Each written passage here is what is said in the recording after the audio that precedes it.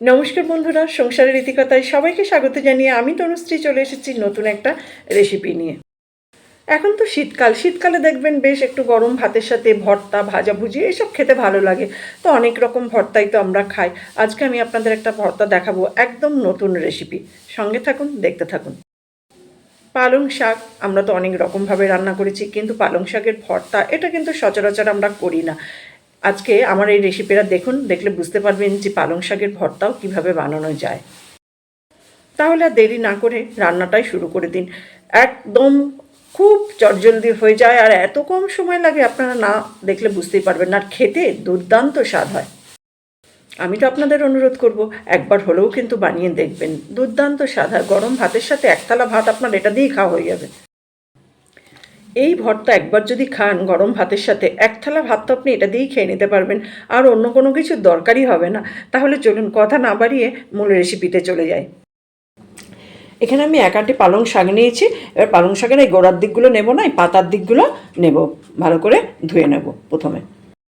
এখানে একটা কড়াই বসিয়ে দিয়েছি, কড়াই দিয়েছি জল, আর এবার পালং শাকগুলো কড়াইয়ে দিয়ে দিলাম। একটু হালকা ভাপিয়ে নেব। এই রান্নাটা কিন্তু একদম সময় লাগে না, খুব চটজলদি হয়ে যায়, আর গরম ভাতের সাথে এত সুন্দর খেতে হয়, অথচ কত সহজে হয়ে যায় সেটাই দেখুন। পালং শাকগুলো তো আমি হালকা করে ভাপিয়ে নিয়েছি, এবার আমি জল থেকে তুলে নেব। এখানে আমি একটা শিল নিয়েছি, আর এখানে নিয়েছি এক মুঠো ধনেপাতা। এবার এই ধনেপাতাগুলো ভালো করে ধুয়ে শিলের মধ্যে দিয়ে বেটে নেব। ধনেপাতার উপর দিয়ে দিলাম 1 চামচ সর্ষে, কালো সর্ষে, আর দিয়ে দিলাম একটা কাঁচা লঙ্কা, আর দিচ্ছি 1/2 চামচ নুন। কারণ ওই সর্ষে বাটার সময় কাঁচা লঙ্কা নুন দিয়ে বাটলে তেতো হয় না, ওই জন্য একটু নুন দিলাম। এবার আমি এই ধনেপাতা, সর্ষে, কাঁচা লঙ্কা আর নুন ভালো করে বেটে নেব। আপনারা চাইলে এটা মিক্সিতে বাটতে পারেন, কিন্তু আমি এগুলো আবার শিলে বাটাই বেশি পছন্দ করি, তাই আমি শিলেই বেটে নিচ্ছি। ধনেপাতা, কাঁচা লঙ্কা, সর্ষেটা তো বাটা হয়ে গেল। এবার আমি এটা এক সাইডে সরিয়ে রেখে দিলাম। পালং শাকগুলো আমি যে একটু ভাপিয়ে রেখেছিলাম, জল ঝরিয়ে নিয়েছি। এরপর ওই পালং শাকগুলো ঠান্ডা করতে দিয়েছিলাম, গরম ছিল, হাতে করে ভালো করে জলটা ঝরিয়ে নিয়ে চেপে চেপে শিলে দিয়ে দিলাম। একটু গরম এখনও আছে। এরকমভাবে জলটা ঝরিয়ে নিয়ে আমি এই যে বেটেছিলাম এই বাটাটার সাথে দিয়ে আরেকবার বেটে নেব। পালং শাকগুলো দিয়ে আমি তো আবারও বেটে নিলাম। এরপর আমি এটা একটা বাটিতে তুলে নেব। এবার আমি এখানে একটা কড়াই বসিয়ে দিয়েছি, আর কড়াইয়ে দিয়ে দিলাম 2 চামচ সর্ষের তেল। তেলটা তো গরম হয়ে গেছে। এবার আমি তেলে দিয়ে দিলাম 1/2 চামচ কালো জিরে, আর দিয়ে দিলাম একটা কাঁচা লঙ্কা, আর দিচ্ছি 2 কোয়া রসুন থেঁতো করে দিয়ে দিলাম। এবার একটু ভাজা ভাজা করে নেব।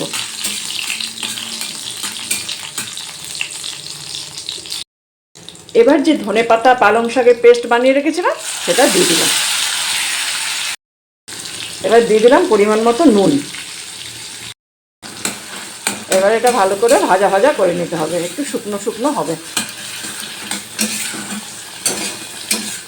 এইভাবে।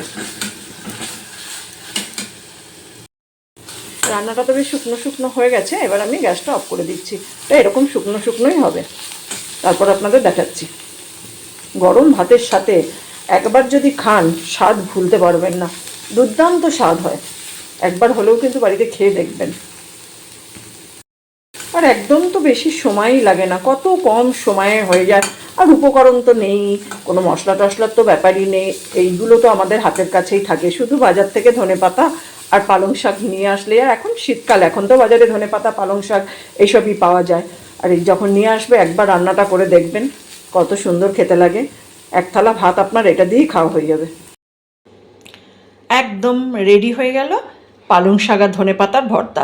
এইভাবে ধনেপাতার পালং শাক দিয়ে যদি একবার ভর্তা বানান, দুর্দান্ত খেতে লাগে। গরম ভাতের সাথে একবার না খেলে এর যে কী স্বাদ সেটা বুঝতে পারবেন না।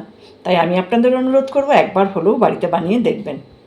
বাড়িতে বানালে কেমন হয়েছে জানাবেন, ভালো লাগলে একটা লাইক দেবেন। দেখলেন কত কম সময়ে হয়ে গেল, আর উপকরণ তো নেই বললেই চলে। আর এখন শীতকাল, বাজারে প্রচুর পালং শাক, ধনেপাতা পাওয়া যাচ্ছে। বাজার গেলে তো এই দুটো জিনিস কেনা হয়েই থাকে, পালং শাকও বাড়িতে থাকে আর ধনেপাতাও কেনা বাড়িতে থাকে, তাই আর করতে অসুবিধাও কিছু নেই। একবার বানিয়েই দেখুন না কেমন লাগে। আমি আপনাদের কথা দিচ্ছি, দুর্দান্ত খেতে লাগবে। একবার খেলে কিন্তু বারবার খেতে ইচ্ছা হবে। বাড়িতে যে কোনো দিন পালং শাক খায় না, সেও কিন্তু আঙুল চেটে খাবে। তাই আর দেরি না করে একবার রান্নাটা করেই ফেলুন।